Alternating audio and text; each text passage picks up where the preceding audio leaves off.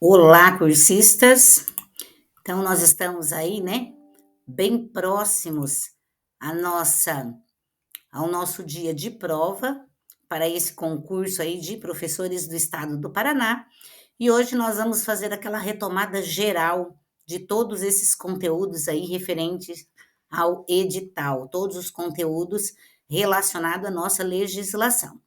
Então, na nossa aula de hoje, nós vamos trabalhar lá os documentos, né, norteadores do Estado do Paraná, envolvendo a LDB, a BNCC e o nosso referencial ECREP e alguns conteúdos aí que estão dentro desse contexto, né, legal aí que abrange essas leis. Então vamos lá, vamos iniciar aqui com a nossa BNCC, né? O que é importante aí nós fazermos, né, essa última relembrada e relembrar nesses últimos momentos, o que é importante para a nossa BNCC. Então, primeira informação extremamente importante: a BNCC é um documento de caráter normativo, tá? Então, se ela tem lá, se ela é um documento de caráter normativo, significa que esse documento ele é norma, né? Então deve lá para a organização dos currículos, lembrando que a Base Nacional Comum Curricular é um documento que vai orientar a organização dos currículos. Então ele tem caráter normativo, é obrigatório aí os diferentes sistemas de ensino estarem se pautando aí nas orientações da BNCC para organizar os seus currículos aí das suas instituições de ensino. Ela apresenta 10 competências gerais que devem ser desenvolvidas em toda a educação básica. Ou seja, essas 10 competências, elas precisam perpassar desde a educação infantil até o ensino médio.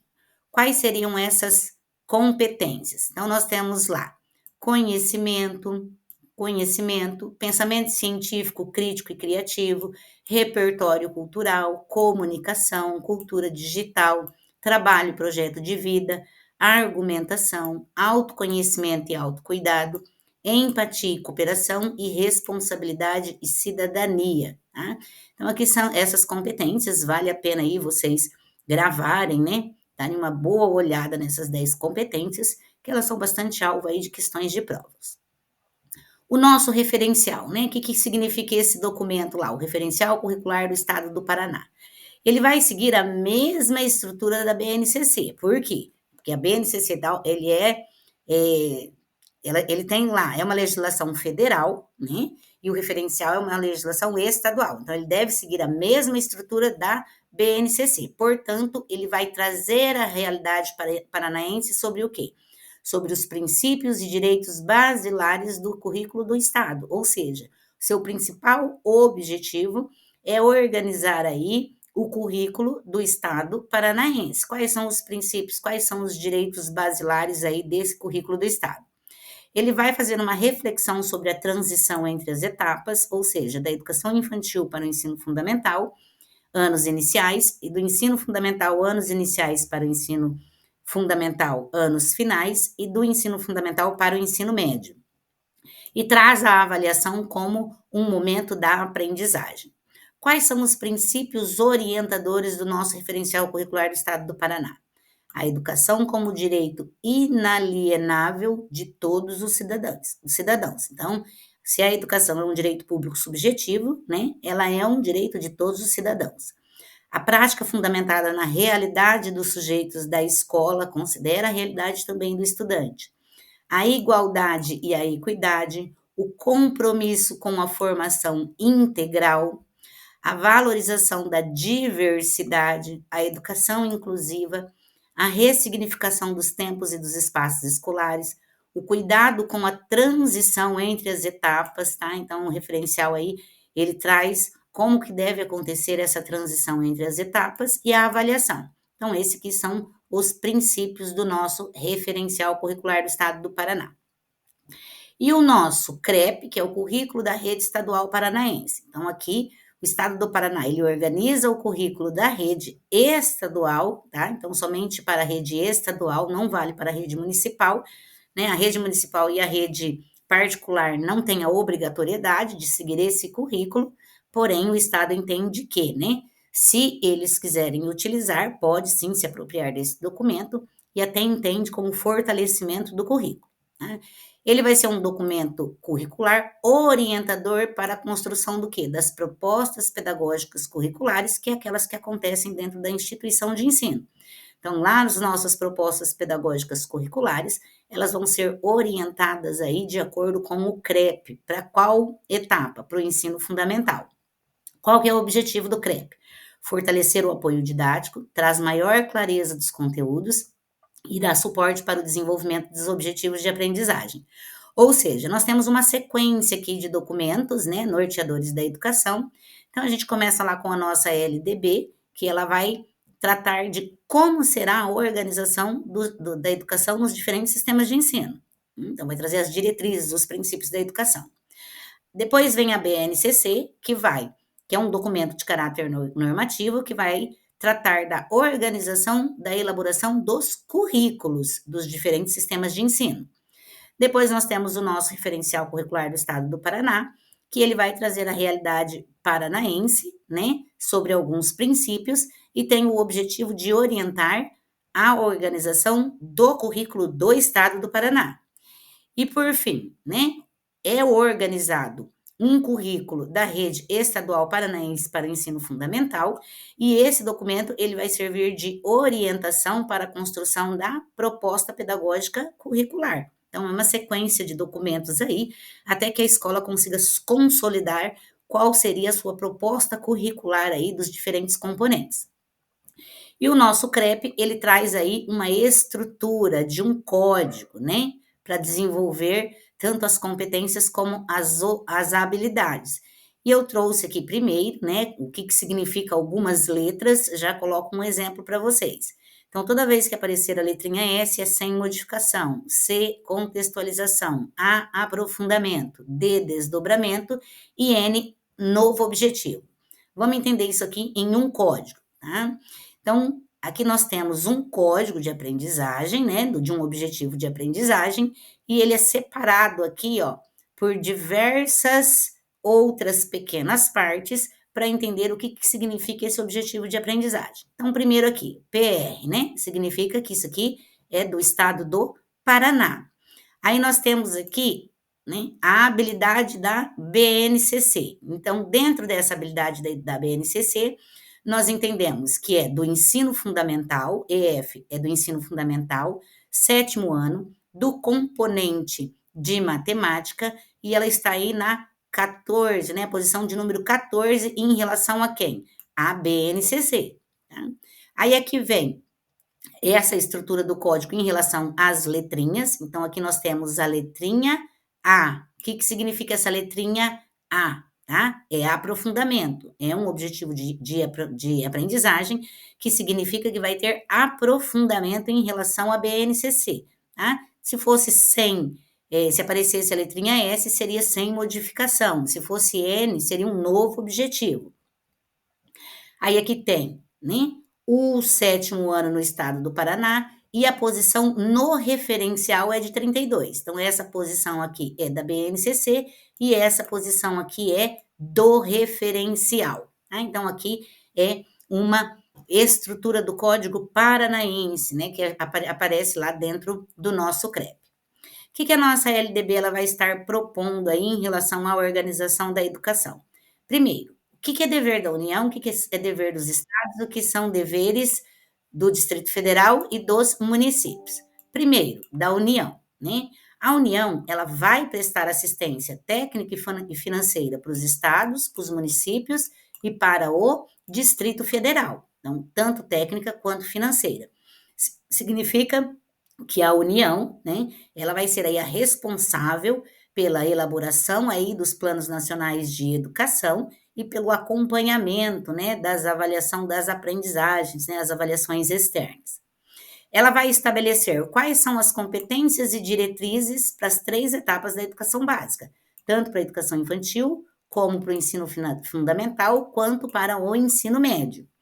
E vai assegurar o processo nacional de avaliação de rendimento escolar, dessas 3 etapas também, do ensino fundamental, do ensino médio e do ensino superior.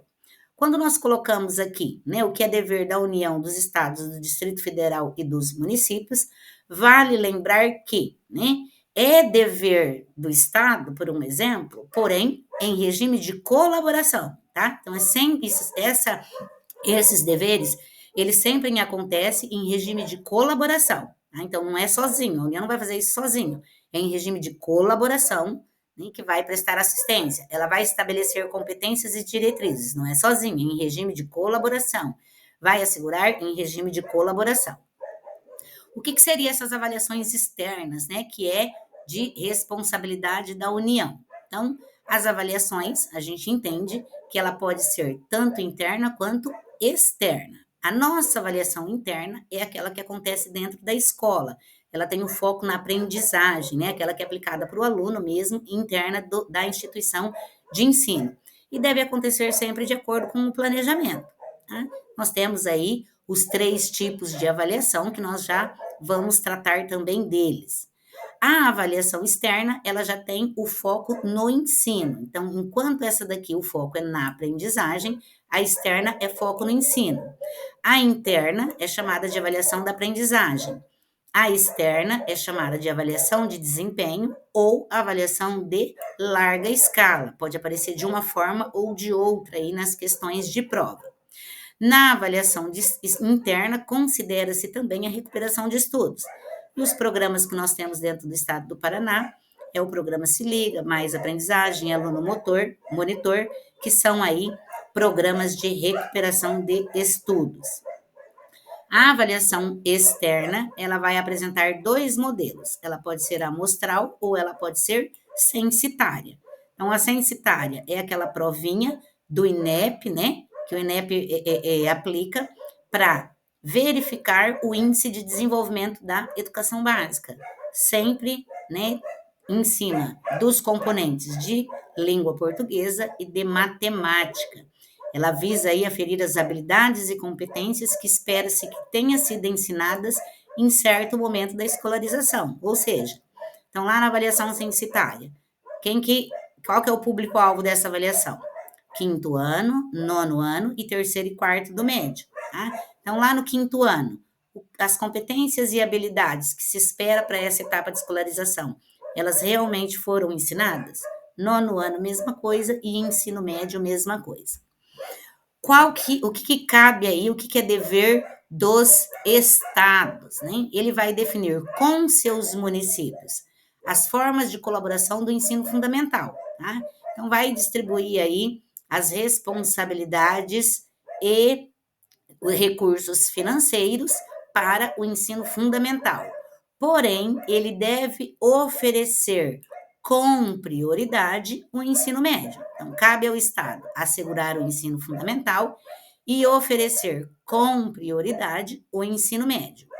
Já os municípios, ele vai dar prioridade para o ensino fundamental, e ele vai oferecer também a educação infantil, dividida aí em creche e pré-escola. Então, lembrando que ali os municípios, eles só vão atuar em outros níveis de ensino depois de atender a sua área de competência, que no caso aqui é o ensino fundamental. Aí nós temos aí dentro da organização da educação o tripé da educação, ou seja, né, qual a função social da escola, por que nós temos a escola? Então, a educação, ela está totalmente ligada à sociedade e ao trabalho. Então, esses estudantes, por meio da educação, e essa educação, ela deve se estender ao longo da vida, ou seja, o aluno sempre está em constante aprendizagem, ela vai estar ligada à prática social desses estudantes e também ao mundo do trabalho. E a LDB também ela vai trazer a finalidade da educação. Isso que é muito importante aí vocês relembrarem bem, porque as provas pedem muito a finalidade da educação de acordo com a LDB. Quais são as 3 finalidades da educação, né? Pleno desenvolvimento do educando, exercício da cidadania e qualificação para o trabalho. Então, se assemelha bem ao tripé da educação, né? A função social, é a finalidade. Qual que é a estrutura da nossa educação básica? Então, a nossa educação básica, a educação escolar, a educação escolar, ela apresenta 2 níveis. Quais são os níveis da educação escolar? A educação básica e o ensino superior, isso são níveis. Quais são as etapas da educação básica? Aí nós temos a etapa da educação infantil, do ensino fundamental e do ensino médio. Lembrando que a educação infantil, ela é subdividida em creche e pré-escola. Já o ensino fundamental na LDB, ela não tem a separação de anos iniciais e anos finais. Então, a LDB, ela trata a totalidade da etapa do ensino fundamental e o ensino médio. Lá na educação infantil, destinada a crianças de 0 a 5 anos. Então, ela entra na creche lá com 0 e termina a educação infantil com 5 anos. O ensino fundamental, qual que é a faixa etária? De 6 a 14 anos. Ensino médio, faixa etária de 15 a 17 anos. Agora aqui nós temos, né, um esqueminha para nós entendermos toda a estrutura da educação básica. Então, vamos lá. A educação escolar ela é formada por níveis. Quais são os níveis? Educação básica e ensino superior. A educação básica, né? Como que vai ser organizada a educação básica? Então, ela vai de 0 até 17, ou seja, educação infantil, ensino fundamental e ensino médio. Inicia com a entrada na educação infantil da criança com 0 anos de idade, né? E termina lá no ensino médio com 17 anos. A lei coloca também a educação básica obrigatória. Qual que é? Então, a educação básica, a oferta, ela é obrigatória pelo Estado. A matrícula da educação básica obrigatória, aí é de 4 a 17 anos. Lá na educação infantil, a gente tira a creche, porque a creche não é uma etapa obrigatória. Ela vai iniciar na pré-escola. Então, pré-escola, ensino fundamental e ensino médio. Ou seja, a faixa etária obrigatória de frequência na educação básica é de 4 a 17 anos. Aí nós temos as modalidades da educação básica. São 8 modalidades da educação básica, sendo que a 8ª modalidade, a educação bilíngue de surdos, ela foi inclusa agora recentemente, em 2023. Tudo que é novo na lei, as bancas gostam de cobrar. Quais são as 8 modalidades de ensino? Educação especial, educação de jovens e adultos, educação à distância, educação indígena, educação básica do campo, educação quilombola, educação profissional e tecnológica e a educação bilíngue de surdos. Como que se dá a organização da nossa educação básica? Então, ela vai poder se organizar em séries anuais, períodos semestrais, ciclos, alternância regular de período de estudos, grupos não seriados, sempre com base na idade certa. Lembrem-se disso, com base na idade certa. Aqui as bancas gostam de trocar nas questões. Eles colocam lá com base na aprovação ou reprovação, mas é com base na idade certa. Na competência e em outros critérios ou por forma diversa de organização, sempre que o interesse do processo de aprendizagem assim o recomendar. Então, tem várias formas aqui que pode ser ofertada a educação básica. Aqui no estado do Paraná, ela é ofertada por séries anuais, né? Tem alguns cursos de períodos semestrais também, mas a educação básica, né, o ensino fundamental e médio, por séries anuais, com base na idade, não é com base na aprovação e na reprovação. A LDB também vai colocar aí, que é bastante foco de questões de concurso, quais são as obrigações dos estabelecimentos de ensino e dos profissionais da educação. Por que que a gente, né, ela demonstra essas obrigações num quadro? Porque vai aí se diferenciar apenas os verbos. Então, o que que cabe ao professor e o que que cabe à escola? Se cabe à escola elaborar e executar sua proposta pedagógica, cabe aos professores participar da elaboração da proposta pedagógica. Se cabe às escolas velar pelo cumprimento do plano de trabalho do professor, cabe ao professor elaborar e cumprir o seu plano de trabalho. Se cabe à escola prover meios para a recuperação dos alunos de menor rendimento, isso aqui é direito, tá, dos nossos alunos, cabe ao professor estabelecer estratégias de recuperação para esses alunos de menor rendimento. Se cabe à escola assegurar o cumprimento dos dias letivos e horas-aulas estabelecidas, cabe ao professor ministrar esses dias letivos e essas horas-aulas estabelecidas. E, por fim, se cabe à escola articular-se com as famílias e a comunidade, criando processos de integração da sociedade com a escola, cabe aos professores colaborar com as atividades de articulação da escola com a família. tá? Então, são aí objetivos muito próximos entre escola e professor. Vale a pena aí a gente dar uma boa olhada nos verbos, né, do que cabe à escola, do que cabe ao professor. Como está organizado o nosso calendário escolar dentro da educação básica? Então, primeiro, o calendário escolar, ele deve se adequar às peculiaridades locais, climáticas e econômicas, sem com isso reduzir o número de horas letivas. Então, se nós temos lá o nosso calendário do ensino regular para os grandes centros, né, para as cidades, nós também devemos adequar o calendário escolar da população rural, da população ribeirinha, da população do campo, enfim, né?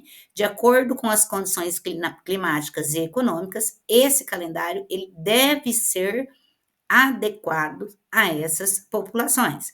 Sem com isso o quê? Sem reduzir o número de horas letivas, tá? Então, se é do ensino fundamental, tem que ter os 200 dias e as 800 horas. Não precisa obedecer o mesmo calendário de uma cidade como Maringá, por um exemplo. A carga horária. Tanto para a educação infantil quanto para o ensino médio, a educação ela é organizada em 200 dias e 800 horas de efetivo trabalho escolar. Ou seja, a jornada escolar da educação infantil e do ensino fundamental vai ser, não, aqui do ensino fundamental, desculpa, lá para o ensino fundamental, vai ser de 4 horas de trabalho efetivo, progressivamente ampliado a permanência do aluno na escola. Então, o que a lei coloca aqui? Que para o ensino fundamental especificamente, esses dias letivos, essas horas, elas serão, né, aumentadas progressivamente, ampliando o tempo do aluno na escola. Porém, a lei não deixa claro aí para quando, né? Então, não se sabe se é para o ano que vem, se é para 2025, né? Se é para daqui 5 anos. Ela só deixa aí a intencionalidade de ampliar a permanência do aluno fundamental na escola.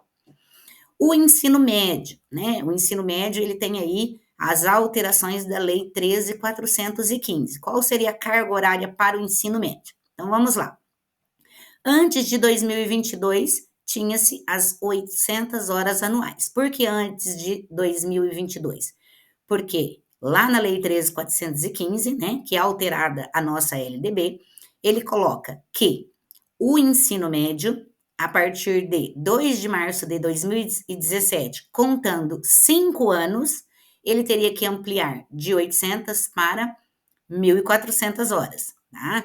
Então, antes de 2015, se nós contarmos, 16, 17, 18, 19, desculpa, 17, 18, 19, 20, 21, 22. Então, até 2022, era de 800 horas anuais.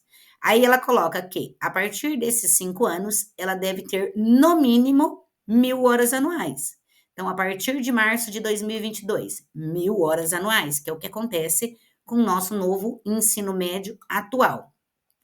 E ela deve ser ampliada progressivamente também para 1.400 horas anuais. Ou seja, ela não deixa uma data específica como essa ampliação para 1.000 horas. Ela coloca lá que no futuro, né, acontecer essa ampliação da carga horária do ensino médio de 1.000 para 1.400 horas. O que as questões costumam trazer, né? Elas costumam trazer aí que a carga horária do ensino médio, ela vai passar de 800 horas, sendo ampliada progressivamente para 1.400 horas, totalmente correto, porque ela coloca essas 1.000 horas no mínimo, né, decorridos os 5 anos, a partir de 2 de março de 2017. Então, contando 2017 mais 5 anos, daí a partir de 2022. Então, a carga horária mínima anual, na nossa atualidade, para o ensino médio, é de 1.000 horas. Como que deve ser distribuída essa carga horária em relação ao currículo do ensino médio? Então, o currículo do ensino médio, ele é formado pela BNCC mais os itinerários formativos, que é a nossa parte diversificada. Então, lá na parte, né, a quantidade de horas necessárias para nossa BNCC, a carga horária máxima tem que ser de 1.800 horas. O que seria a BNCC? A formação geral básica, os componentes aí, os diferentes componentes. Então, a carga horária para o trabalho dos diferentes componentes do ensino médio, a carga horária máxima tem que ser de 1.800 horas. Para a parte diversificada, no ensino médio, conhecido como itinerários formativos, a carga horária mínima será de 1.200 horas. Então, vai totalizar aí 1.800 mais 1.200 horas, 3.000 horas. Como que se dá o sistema de classificação dos estudantes? Então, por promoção, né, normal aí, o aluno vai passar de uma série para outra, por transferência ou independente da escolarização anterior, né, que é aí um exame de classificação, que o aluno, ele, por um exemplo, tem lá 13 anos, nunca frequentou a escola, mediante exame, né, ele pode aí ser matriculado na série correspondente ao seu conhecimento. Essa classificação, ela vai acontecer em todas as etapas da educação básica, exceto a primeira do ensino fundamental. Por quê? Porque é automático. Então, não tem classificação na educação infantil, somente para o fundamental e para o médio. A criança da educação infantil, independente do seu conhecimento, ela tem aí essa promoção de uma série para outra. Então, a criança está com 6 anos de idade, ela não necessita de um exame de classificação, mesmo que ela nunca tenha pisado o pé na escola, para entrar no primeiro ano do ensino fundamental. Então, ela coloca lá como vai acontecer a classificação dos estudantes, exceto a primeira do ensino fundamental, porque educação infantil e da educação infantil para o ensino fundamental não tem classificação. A criança que esteve fora da escola até 6 anos de idade, com 6 anos, mesmo sem aprender a ler e escrever, ela vai diretamente para o primeiro ano do ensino fundamental, porque a lei coloca, exceto a primeira do ensino fundamental. Como que deve ser a avaliação, né? Como que se dá a verificação do rendimento escolar de acordo com nossa LDB? Primeiro, despenca em prova. Ela cai, a avaliação, ela deve ser contínua e cumulativa. Com prevalência do quê? Dos aspectos qualitativos sobre os quantitativos e dos resultados ao longo do período sobre o das eventuais provas finais. O que ela coloca aqui em relação a esse conceito de avaliação? Que a avaliação ela deve ser formativa, né? Deve-se considerar os resultados que acontecem ao longo do período.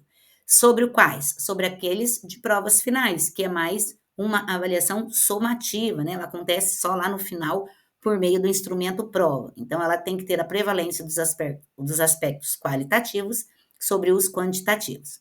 Pode-se também, né, acontecer a verificação do rendimento escolar por meio de aceleração de estudos, avanço, aproveitamento e tem a obrigatoriedade dos estudos de recuperação. Então, aceleração de estudos, né, voltados lá para o aluno de altas habilidades, superdotação. Então, alunos superdotados, eles têm essa possibilidade também de aceleração, de avanço nos estudos, né? Aproveitamento, ou seja, todo conhecimento extraescolar do aluno, ele deve ser aproveitado também. E dentro da verificação do rendimento escolar, a lei prevê a obrigatoriedade de estudos de recuperação.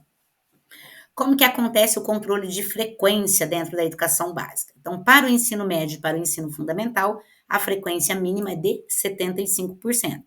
Para a educação infantil, a frequência mínima é de 60%. Então, tomem cuidado aqui. A carga horária, conforme eu coloquei, ela é universal, né? O feijão com arroz, tanto para o ensino fundamental quanto para a educação infantil, 800 horas, 200 dias. Ensino médio, são 1.000 horas anuais, 200 dias. A frequência do aluno, 75% para o ensino médio e fundamental e para a educação infantil, 60%. Quando que as instituições de ensino vão informar o conselho tutelar, né? Isso aqui também é alvo bastante aí de prova. De acordo com a LDB, quando o estudante tiver faltas acima de 30%. Então, atingiu acima de 30%, tem que informar o conselho tutelar. De acordo com o artigo 56 do ECA, né, vai notificar o conselho tutelar quando o aluno tiver faltas injustificadas, aqui ele não coloca um percentual. E de acordo com a Rede de Proteção do Estado do Paraná, que é um manualzinho que tem, né, de evasão e de abandono, 5 faltas consecutivas ou 7 alternadas, né? Então, é bem provável que peça aí na prova de vocês, ou em relação à LDB, ou em relação ao ECA. Se atentem também aí a essa informação. O que a educação infantil e o ensino fundamental traz aí como regras comuns? Então, tanto para a educação infantil como para o ensino fundamental, é garantido a vaga na escola pública mais próxima da sua residência, a partir de quando essa criança completar o quê? 4 anos de idade. Ou seja, essa vaga ela é garantida na escola mais próxima da sua residência quando essa criança tiver 4 anos, quando ela estiver na pré-escola, que é a etapa obrigatória da educação básica. E é dever aí dos pais e dos responsáveis a matrícula a partir dessa idade também, a partir dos 4 anos. O que é indispensável para a efetivação dos direitos e objetivos de aprendizagem e para o desenvolvimento dos alunos, né? Que por meio da leitura, o aluno consiga uma alfabetização plena e uma capacidade gradual, né, da leitura.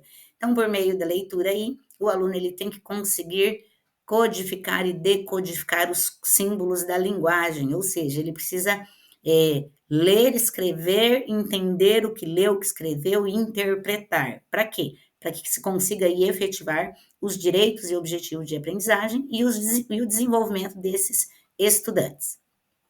Educação digital, super novo aí na LDB também, de 2023. O que é importante, né? Então, a lei ela vai trazer lá qual que é o conceito de educação digital. É a garantia de conectividade à internet em alta velocidade. Onde que tem que ter essa garantia? Nas instituições públicas da educação básica e do ensino superior. Para que serve, né, essa conectividade da internet em alta velocidade? Para o desenvolvimento do trabalho pedagógico, né? E esse desenvolvimento da educação digital, ele vai, consequentemente, desenvolver também algumas competências. Quais são as competências da educação digital citadas pela nossa LDB? Letramento digital de jovens e adultos, criação de conteúdos digitais, comunicação e colaboração, segurança e resolução de problemas, né? Se atentem bem aí a essa educação digital, que vai estar caindo aí na prova de vocês no domingo.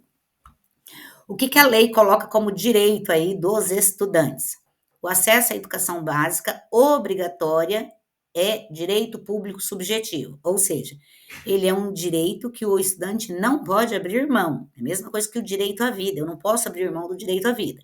Então, o direito público subjetivo é aquele direito que o cidadão não pode abrir mão, e a educação básica é um direito público subjetivo. É assegurado atendimento educacional durante o período de internação ao aluno da educação básica, internado para tratamento de saúde em regime hospitalar ou domiciliar, por tempo prolongado. Então, o aluno que está lá, internado em tratamento de saúde em regime hospitalar, ou esse tratamento ele é domiciliar por um tempo prolongado, aí é direito desses alunos o atendimento educacional durante esse período aí de internação. Que aqui no nosso caso do estado do Paraná, nós temos o SARI, né, que é esse programa que o professor vai atender o aluno lá no seu domicílio ou lá no hospital.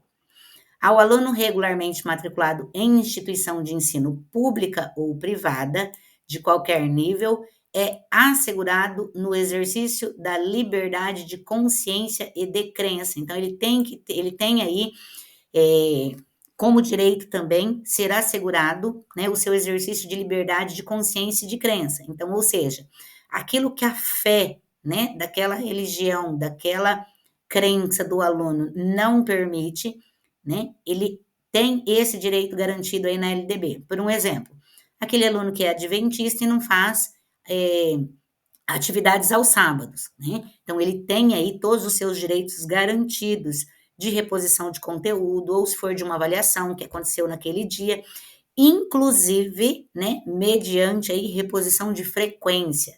Então, o aluno entregou a atividade, ele fez a atividade proposta num segundo momento, aí ele tem esse direito assegurado aí também da frequência após aí a realização.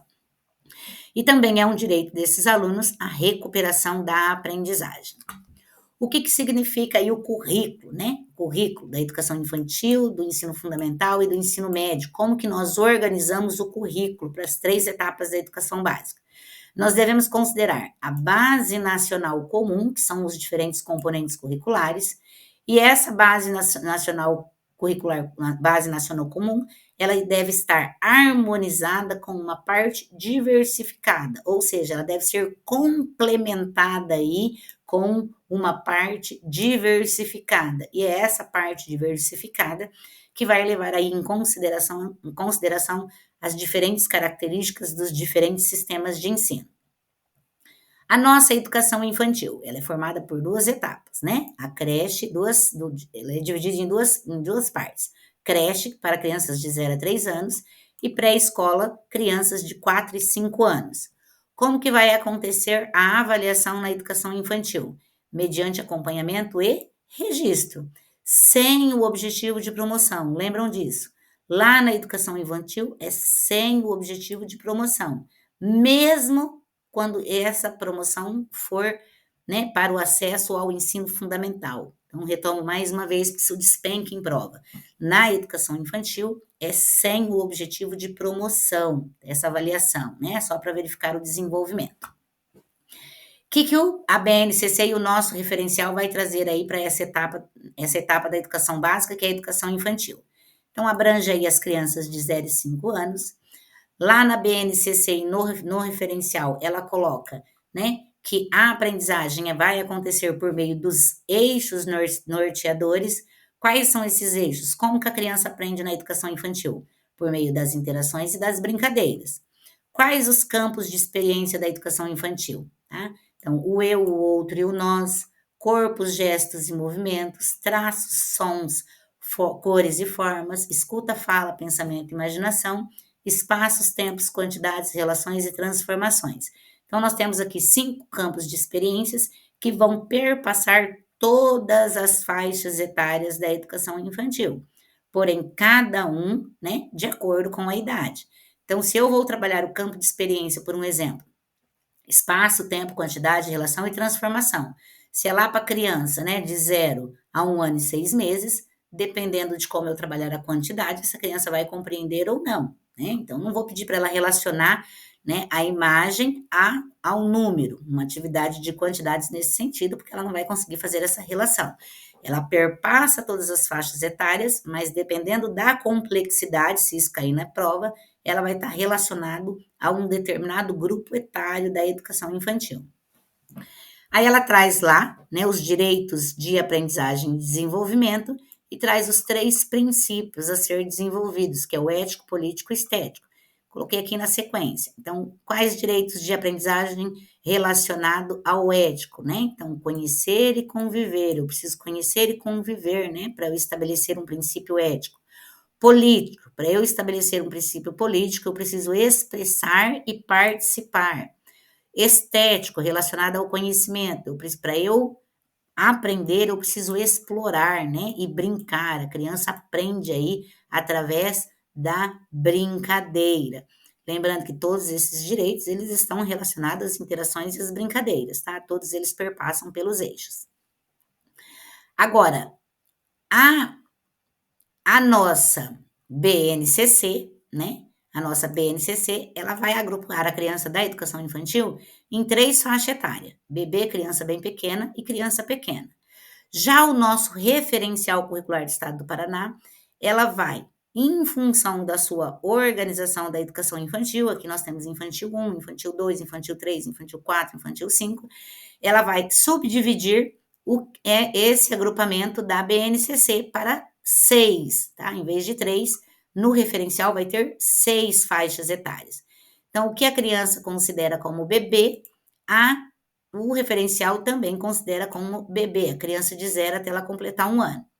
O que nossa BNCC considera criança bem pequena, o referencial subdivide. Criança bem pequena de 1 ano, criança bem pequena de 2 anos e criança bem pequena de 3 anos.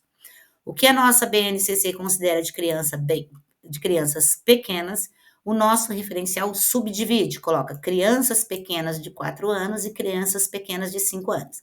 Então, lá na BNCC, a educação infantil, ela é agrupada em 3 faixas etárias: bebê, criança bem pequena e criança pequena.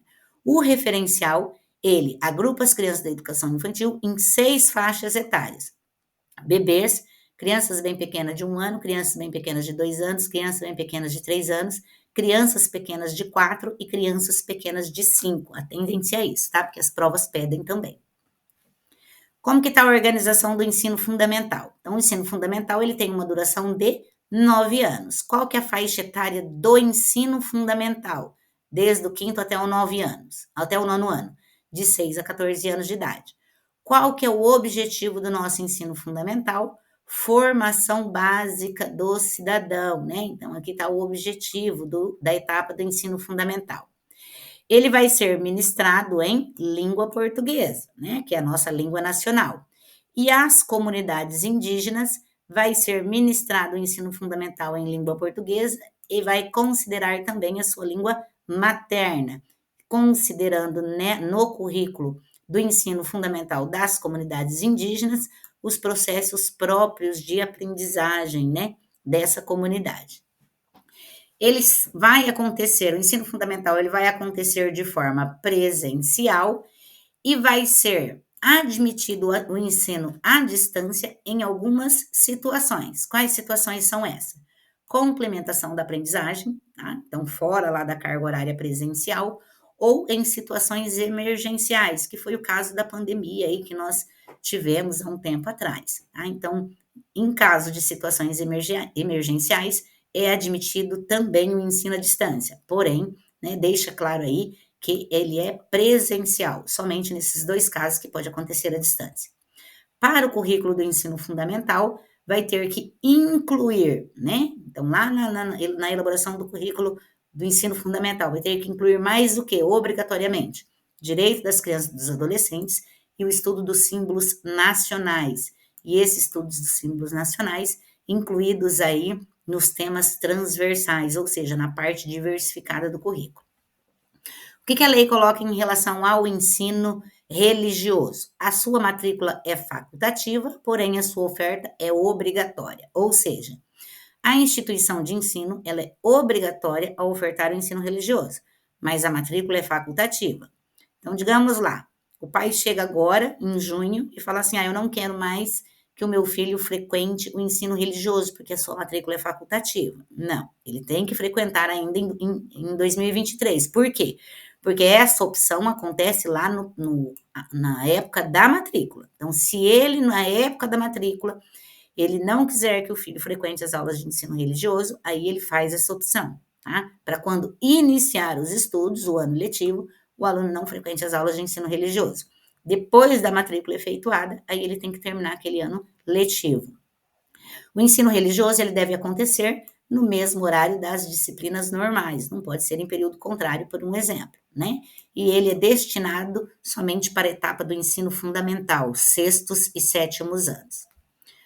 Para o ensino médio, né? Então nós trabalhamos lá a carga horária do ensino médio, de acordo com a LDB, e também, né, se repete aí no nosso referencial e na nossa BNCC, e a BNCC, tanto a BNCC quanto o referencial, ela vai definir os direitos e objetivos de aprendizagem do ensino médio, conforme, né, o Conselho Nacional de Educação, nas seguintes áreas do conhecimento. Então, o ensino médio, ele vai ser aí dividido em áreas do conhecimento. Quais são essas áreas do conhecimento do ensino médio?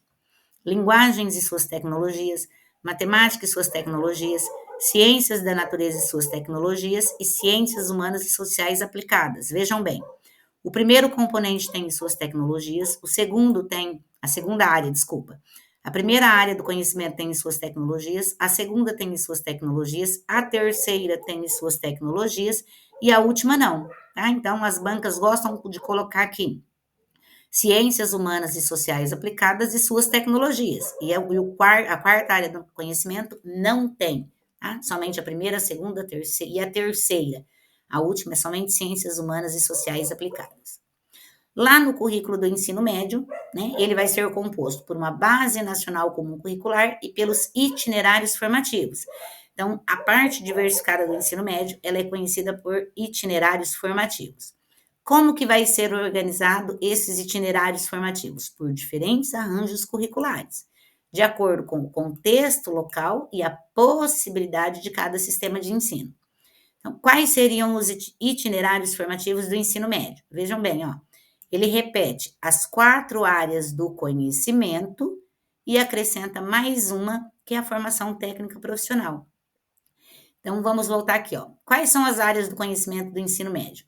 Linguagem e suas tecnologias, matemática e suas tecnologias, ciências da natureza e suas tecnologias e ciências humanas e sociais aplicadas. 4 áreas do conhecimento. Quais são os itinerários formativos do ensino médio? São 5. Aí repete as áreas: linguagem e suas tecnologias, matemática e suas tecnologias, ciências da natureza e suas tecnologias, ciências humanas e sociais e aplicadas e a formação técnica profissional, que é o quinto itinerário formativo.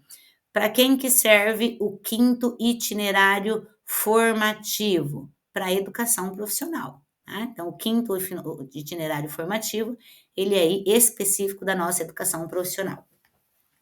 Lá no ensino médio, obrigatoriamente deve incluir os componentes de educação física, arte, sociologia e filosofia. Né? Então, a lei aí, ela garante a obrigatoriedade desses componentes, né? Que por um período aí ficou muito na dúvida, né? Tira sociologia do currículo, não tira sociologia do currículo. Então, a Base Nacional Comum Curricular, ela coloca essa obrigatoriedade, né? Na base é obrigatória, a lei, desculpa, a LDB coloca essa obrigatoriedade na base desses componentes no ensino médio. Para o ensino de língua portuguesa e matemática, obrigatório nos 3 anos. Então, esses componentes aqui e todos os outros componentes do ensino médio, eles podem ser ofertados no primeiro ano, ou somente no segundo ano, ou nos 3 anos, ou no primeiro e no terceiro, ou no segundo e no terceiro. Os sistemas de ensino vão organizar qual ano do ensino médio esses e os outros componentes serão ofertados. Quando nós falamos de língua portuguesa e matemática, tá? A lei coloca que ele é obrigatório nos 3 anos. Então, obrigatoriamente, no primeiro ano tem que ter português e matemática, no segundo ano tem que ter português e matemática, no terceiro ano tem que ter português e matemática. Então, esses são os únicos 2 componentes que são obrigatórios à oferta nos 3 anos. Os outros pode acontecer aí em qualquer um dos anos. Tem que acontecer, é obrigado, mas não nos 3 anos. E para as comunidades indígenas, assegura a utilização ainda da língua materna, tá? Então, vai oferecer lá os componentes e vai assegurar a língua materna. Os currículos do ensino médio, obrigatoriamente, também ofertarão a língua inglesa. Tá? Então, língua inglesa agora é obrigatório. Não pode mais substituir por espanhol. Então, não é uma língua estrangeira, é uma língua estrangeira, sendo essa língua obrigatoriamente a língua inglesa. Aí o sistema de ensino ele também pode ofertar outras línguas estrangeiras em caráter optativo, mas preferencialmente o espanhol. Digamos que né, eu vou ofertar o espanhol aqui em contraturno, lá no CELEM. Pode ofertar, né? O aluno ele vai optar ou não se ele quer participar aí dessas aulas de espanhol. Já de inglês, não, ele tem que participar, porque ele está dentro do currículo do ensino médio e ele é obrigatório. Então, turminha, a gente faz aí um repasse geral, né, desses conteúdos aí que envolvem os nossos documentos norteadores, né, da educação brasileira e os conteúdos aí mais foco de concurso. Abraço a todos e boa sorte aí no domingo. Que Deus dê sabedoria a todos para a realização dessa prova.